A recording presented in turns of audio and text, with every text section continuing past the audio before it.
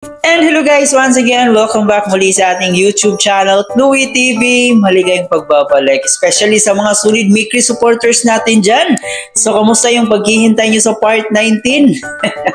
Huwag kayong mainip guys, kasi parang this week na po talaga mapanood natin. Siguro kung di ngayong gabi, baka bukas ng gabi ay mapapanood na natin ang Mikri's part 19. Huwag kayong mag-alala guys, alam nyo naman po hindi ganon kadali mag-edit, diba? Napakahirap mag-edit guys, lalo na yung Mikri's natin ay sobrang napakahaba. Minsan lagpas 1 oras, kaya ang hirap po niyang i-edit, diba? At saka syempre huwag nating madaliin, kasi pag minamadali yung pag-i-edit guys, pangit yung kalalabasan. Maganda pag na-edit siya ng maayos, diba? Especially sa execution ng mga kanta. So dapat mag-synchronize yung sweetness, no? Ng sweetness ng kanta at ng sweetness ng ating Mikri's. So ganun dapat yon. Kaya wag po kayong masyadong mainipin. Abang-abangan lang po natin kung kailan yung part 19.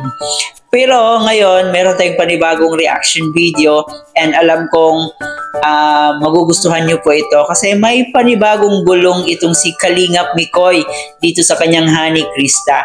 So mamaya lang konti ay ating malalaman ano kaya itong mga bulong ni Kalingap Mikoy. Pero bago tayo magtungo doon, please don't forget to subscribe sa ating channel, paki-like and share sa ating video para mas i-recommend po tayo ni YouTube. At higit sa lahat, palagi nating suportahan na nag-iisang ama ng Kalingap na si Kuya Bal Santos Matubang at Edno Vlog in Kalingap Rab. Suportahan po natin ang ating K-Boys, Kalingap Partners, mga charity vloggers sa Pilipinas na tumutulong sa ating mga kababayang mahirap. Huwag nating kalimutan. At syempre guys, ang aking mga kasamahang Kalingap reactors, huwag din po natin silang kalimutan. Suportahan din po natin. Lahat po ng mga legit Kalingap reactors na gumagawa po ng content sa Kalingap. So, suportahan po natin sila. So, alam kong excited kayo. So, habang naghihintay tayo sa part 19 kung kailan ito ipapalabas, sa ngayon ay panoorin naman natin itong bulong ni Kalingap Mikoy dito sa kanyang Honey Krista. Panood yung TikTok kanina, no? Lunch yun. Galing po nakita kami ni CJ. Timmy Chris, nakita kami kanina. Kasi may nagpa-dinner si Tita Juliet.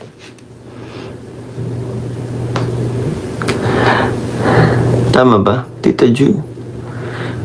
Nakalimutan. Hello, matulog ka na. Ano ba? Tita Lope, kalma. Hello po from TCI. Matulog ka na, CJ. May pasok ka pa bukas.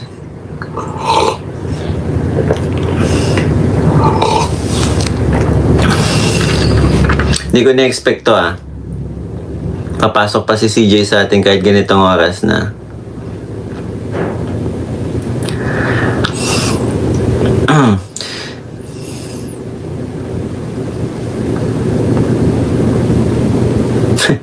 Ay, morning pala. Patulog pa lang ako Pangit talaga na kakauwi ko lang po kasi. Oo. Si CJ po ay may pinaghahandaan kasi magkakaroon ng festival sa kanilang bayan. Ayun po. Kaya busy yan si CJ po. Buti na lang nakauwi kan safe. May naghahatid naman ba sa iyo? CJ.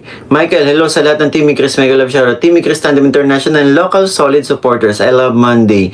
Hello po, Miss Rena D. And thank you so much po sa team sa support. And Mikri's Tandem International and local solid supporters. And alam ko meron din Team I Love Monday. Mikri's I Love Monday.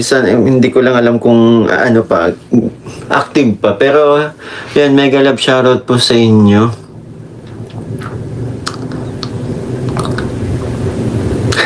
Updated, super kilig. Hindi, nakakwentuhan ko lang si CJ kanina. Sabi ko, ano pinagkakabisihan mo? Sabi niya, nood ka ha, sabi niya, punta ka ha, kasi may sumali kasi kami sa festival. Sabi ko, ay, pupunta ako. Kailan na nga? Si Jay, kailan na nga? Oo. 19, 20, 22. Nakalimutan. Ay, gabi, napakwento na siya. Sabi niyo, punta ka. Kailangan nandun ka para na maganahan ako mag-perform. Oh! Sabi sa akin.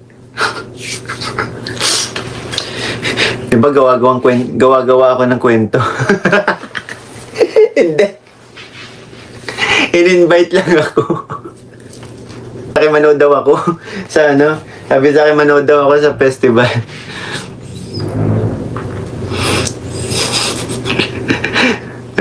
Tatanggalan to mo sa akin, CJ. Kakaganito ko. Ang kiligin.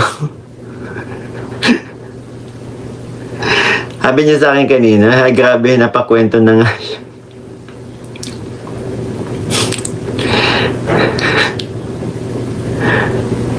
Punta ka dapat. Ay, syempre naman, pupunta po talaga.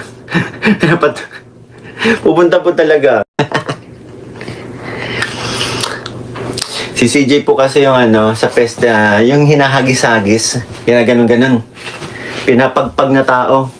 Yun yung role ni CJ sa festival. Tapos yung umaakyat sa ano, umaakyat sa puno ng kawayan na igaganyan-ganyan na sa taas.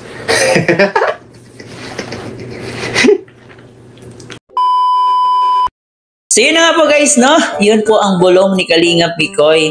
At kitang-kita nyo naman po nung dinalaw siya ni Krista ay sobrang naiba agad yung ano niya, yung energy niya. Parang nagbago agad yung energy niya.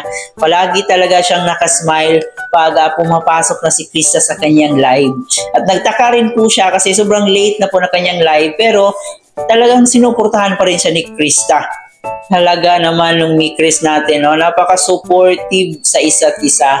At yun na nga po guys, no? Yung bulong ni Mikoy dito, ito pa lang si Krista ay sumali daw sa festival. So hindi natin alam kung ano siya doon, baka festival queen, diba? So pwede kasi si Krista sobrang ganda eh. Pang model yung dating eh. No? Pang queen yung dating, kaya hindi tayo magtataka kung magiging festival queen itong si Krista or kung ano mo yung sinalihan niya doon. At yun na nga po ang bulong ni Kalingap Mikoy na sana ay makapunta daw doon sa festival para mapanood niya si Krista. Kasi mas gaganahan daw palalo si Krista mag-perform pag nandun si Kalingap Mikoy. Grabe yung Mikris natin. Napakasulit ng bulong ni Kalingap Mikoy guys. Sobrang ang saya po talaga ng Mikris natin ngayon. So yun guys ang update natin. At yun po yung bulong ni Kalingap Mikoy. So abangan po natin yung pag-attend ni Kalingap Mikoy dun sa festival. Kasi for sure ay magbibideo siya dun. At syempre para ma-inspire din lalo si Honey Krista Jania na mag-perform doon sa festival na sinalihan ng ating magandang dilag. So, abang-abang po tayo sa part 19 guys.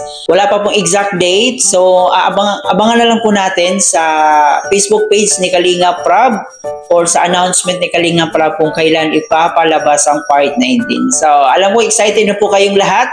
Sa mga nakadayet dyan ay mag-tis-tis muna tayo ngayon. So, maraming salamat yung pagsama dito sa ating reaction video. Huwag kalimutan mag-subscribe and paki-like and share sa ating video para mas i-recommend pa tayo ni YouTube. Hanggang dito na lang muna ang ating reaction. Ito po inyong host na si Chloe TV. Thank you for watching.